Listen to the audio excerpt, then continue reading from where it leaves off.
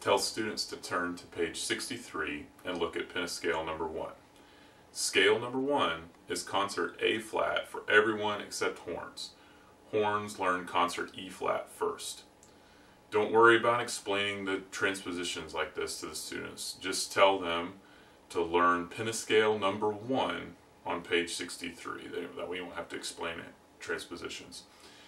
If they're young, like my students, they often don't play the correct line, even if you tell them very clearly. So have them point to the scale that you're working on, and then have them check their neighbor to make sure that they're actually pointing to the right scale.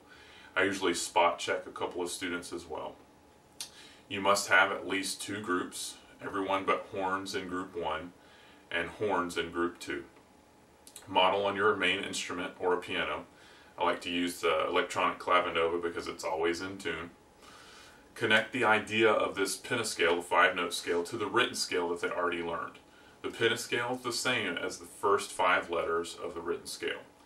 So encourage them to memorize this scale and play it over and over with the metronome on at 66 beats per minute. Stress that they must use the annotated fingerings. Those fingerings are really important later as they get faster and faster. Tell them about the key signature and how to apply it to the specific pitches that are flat or natural on this scale. They regularly miss the 1st and 4th pitch. One strategy that is particularly effective for my students is to touch the first flat in the key signature, B flat, with their left index finger, and then touch each pitch in the scale that is now B flat with their right index finger. Then touch the second flat in the key signature, E flat, with their left index finger, and then touch each pitch in the scale that is now E flat with their right index finger.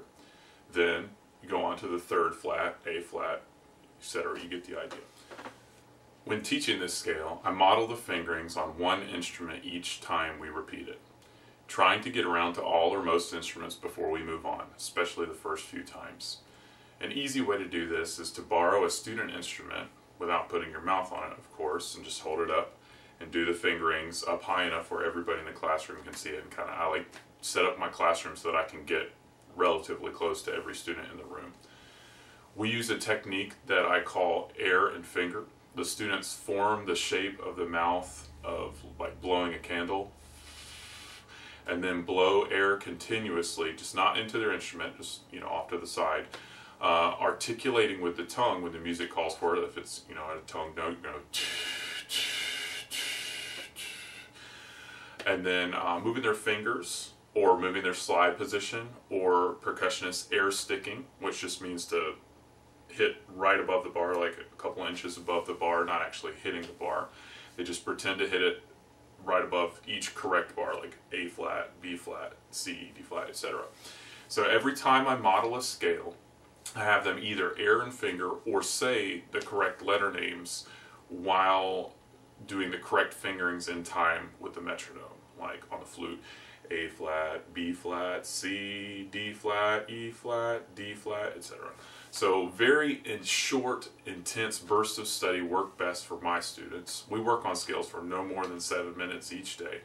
The exception would be if I'm teaching a brand new type of scale, like say 6th graders, they've never done a pentascale before. I'm going to spend a little longer, probably about 15 minutes the first time I do it, but you get tempted to do it longer and longer, and you just want to make sure that it's a short, intense, compact study of scales so that they don't get bored with it and actually look forward to scale time. And demand that they play the correct pitches and point out mistakes that you hear and see every time. That was a great tip that I got from a mentor of mine, is to teach with your eyes. Don't just rely only on your ears. Your ears may be great, but your eyes will tell you a lot. So look at their fingerings and make sure, look at their slide positions, look at the note that they're air sticking.